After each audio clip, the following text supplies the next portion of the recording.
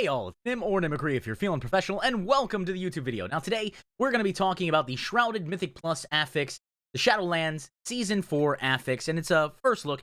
Now, I have been a little late to this due to academic commitments and work and exercise, and I'm getting stronger, so that feels good. So before we get started, if you like what I do, or you like what the channel does in specific, go on and hit subscribe and hit that notification bell to stay up to date with everything the channel does. In addition, you can find me on Twitch every Friday, Saturday, and Sunday at 6 p.m. Eastern Standard Time. But without further ado, let's shrink me back down to a reasonable size and get started with the video. Now that I'm shrunk down to fun size, or normal size for everyone else, let's talk about the Shrouded Mythic Plus Affix Shadowlands Season 4. This is my first look at it. It's posted on Wowhead. I pay for the premium. You can support Wowhead. Do so. If not, well, look, economic realities are economic realities. It's hard out here for everybody. Insert Patreon link now. So, patreon.com/Nimicry. Now, let's take a look here. So, something's not quite right, as Dreadlords have invaded Shadowlands Season 4. You hunt them down during the Mythic Plus dungeon for massive secondary stat bonuses. So, overall, Shrouded, mouse over that, Nazrazim infiltrators have disguised themselves among enemies throughout the dungeon. Cartel Ta will reward you handsomely for assisting in their capture. Now, Shrouded seems to be a relatively low-impact and straightforward affix, even more so than Encrypted. Now, to be honest, personal moment here, I do not enjoy Mythic Plus affix. I find them boring, or annoying, or things you have to play around. I don't enjoy them inherently. That comes from playing as a DPS, as a tank, and as a healer. I dislike them. I've never met a tank that's like, oh boy, skittish! Or necrotic. They're like, oh, I can handle that. It's fine. Oh, my healer's good. Or, oh, I can cleanse that. Or, it doesn't matter. I can kite it. They're not like, yay, this makes my game more engaging. This makes my task more difficult to complete. It artificially increases difficulty. That being said, some players will also confuse, in my opinion, now keep in mind this is always my opinion, the enjoyment of completion or progress with the enjoyment of the activity itself. So there's a very distinct difference there. I feel happy because I don't have to do any more hard, Mythic Pluses. I don't have to do 15, 16, 17, 18s. And some people are like, oh, Nim, 15's not that hard. Sure, it's not. Realistically, it's probably not. I've done a bunch this here, and it's fine. Sometimes we get through them, timing it. Sometimes we don't. Whatever. Fine. I get my gear. I don't care. And so I'm happy that I'm completed, as opposed to, wow, that was a really fun fight. And sometimes I have a really fun fight. Like, I got to do a Sanguine Depths run that was like 17, and it went smooth as butter. And I was like, that was a good time. But that is the outlier, and normally it's like, okay, well, we got through it. We did it. We timed it. All right, awesome. That's for my vault this week, and I'm done. But Encrypted was actually a pretty fun thing. You had Earth, Woe, and Vi. To get Earth, cooldown reduction, plus healing. Yes. Also, Blizzard, listen, I know this isn't related to much, but please give Avenging Wrath give Paladins a way to reduce the cooldown on Avenging Wrath natively. Please. Alright, and of course, Dratnos tested this. You can find the links there at the Wowhead article. It's posted up there. So let's talk about this. So choose your buff. At the start of each dungeon, you can choose what secondary stat you want your bounty to have by talking to an NPC. Now, this is a great idea. The fact that you can have your bounty for critical strike, haste, versatility, or mastery. Now, I find it telling that mastery is a number as opposed to a percentage, because mastery scaling can be a little nuts, especially after you have a lot of gear already. We see this, of course, with Rex Troy soloing dungeons and raids and things like that. Good on him for carrying the Paladin shield. But the fact is that as a ret, right, I like haste. Big fan of haste. I just want to be as fast and hasty as possible. Some people may want crit. Some people, tanks, may want verse. Mastery is another thing. So, yeah. The fact that players get to choose their individual one is fantastic. And, of course, Dratnos shows it there, so if you want to see that. Now, you start off with one stack. Each time you defeat a Dreadlord in the dungeon, the stack count will increase by 1%. By 1. Depending on the dungeon, you'll probably end up with 10 plus stacks. Okay, so if you hunt down mobs, you actually end up being stronger. Not a bad idea, as opposed to maybe taking the minimalist time completion route. So depending on how good your group is, it's that. Also, starting off with just 2% versatility, it's not bad. 2% more damage, 1% less taken damage on a tank. That may not seem like a lot for people who don't push higher in content, but that's another hit. That's another GCD. That's another chance for a healer to be like, oh, don't die, snap. Or Paladin, of course, did this in a Mythic Plus back when we were doing in BFA. Our tank was gonna die. We were 15 with the dog Cujo. It was one of the I forget what the name of the dungeon is. Mechagon. I think Mechagon. And he was gonna die, and I was like, he's right within 40 range. Lay on hands, and that right there saved the dungeon. We were able to time the 15 because of that. Because otherwise we would have wiped, and it was a problem. We didn't have any other deaths, and it was fantastic. Now, was I saying that it was all me? No, obviously everybody else played. But I was able to use my abilities as a player in that clutch moment. Fine. I think somewhere there's a clip of it around there. I don't know. Anyways. So, as we find the Dreadlord. So, while the Shrouded Affix is active, certain mobs will be replaced in the dungeon with Dreadlord. In order to find them, you can see certain mobs have a dark aura around them, which also have the disguised.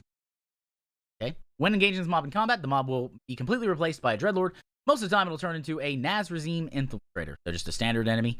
However, it currently looks like one mob will actually be a mini-boss called Dreadlord Zul'Gurmak. Now, something interesting, and we don't know yet, if you actually have to kill the mini-boss. Because if we remember back in the last season of BFA 8.3, you had to kill the mini-boss out of the obelisk. Otherwise, they would be engaged. You would fight the final boss with them. And that generally led to I'm going to use a scientific term here, a very bad time. And you can, of course, see that on Dratnos' thing there. So the Nazrazim Infiltrator, when the mob turns into the Nazrazim Infiltrator, that is a hard word to say. Like, I played this game for years, and that still just doesn't roll off the tongue.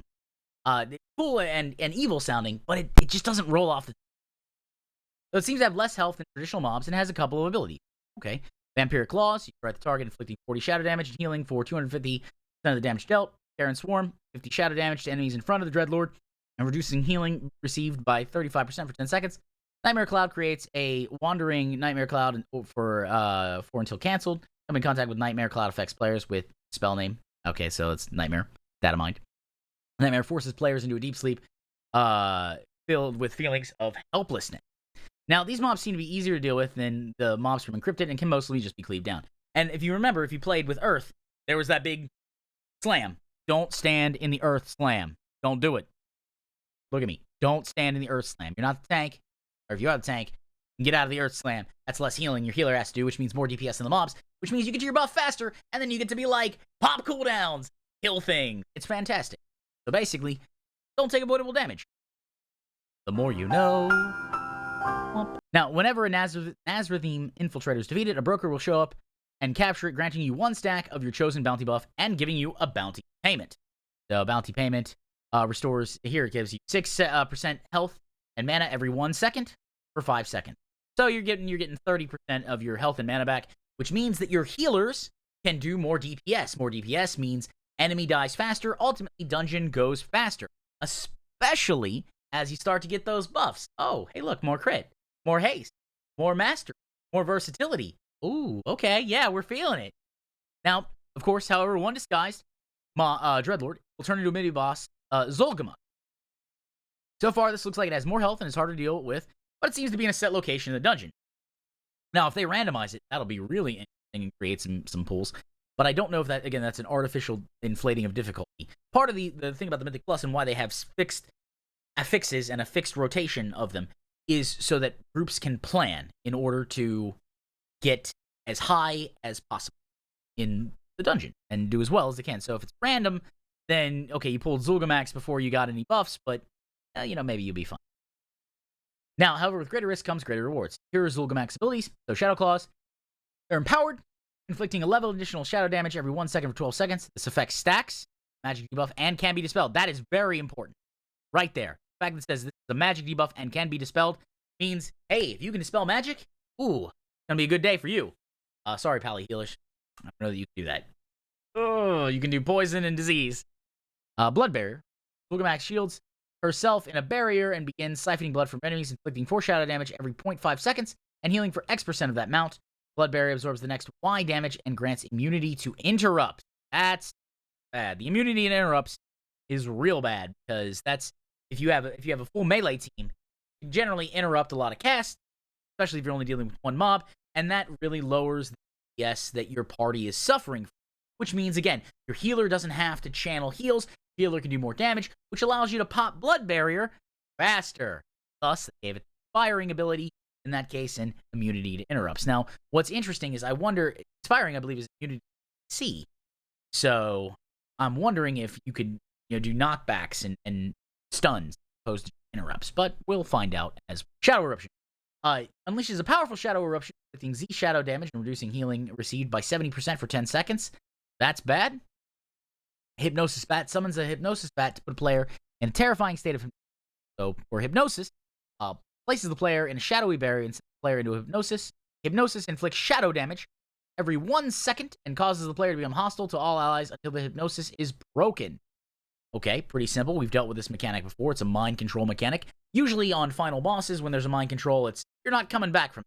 But, as we remember with the Jailer, you could actually nuke down your people and they'd live.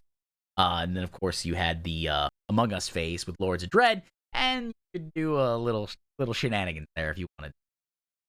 Why did I pop wings? Well, I'm a little upset that I didn't get that weapon for the 8th week in a row. So, yeah, don't mind me. What are you doing? Wake of Ashes. Anyway.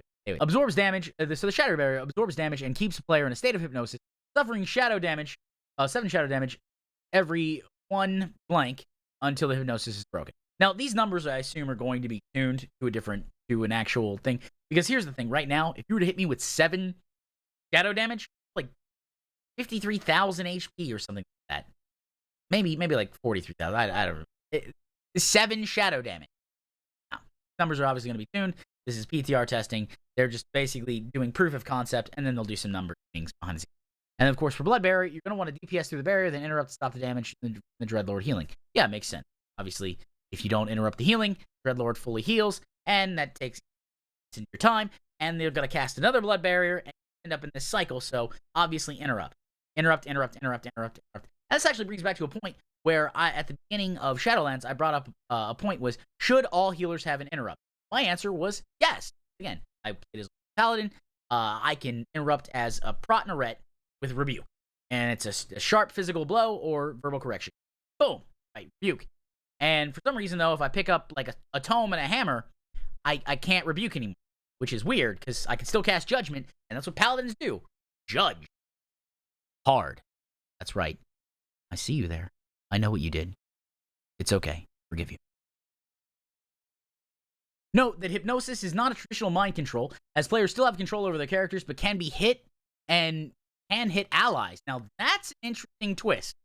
Because normally, when you get mind controlled, you don't have access to your character. Running around like, what do I do?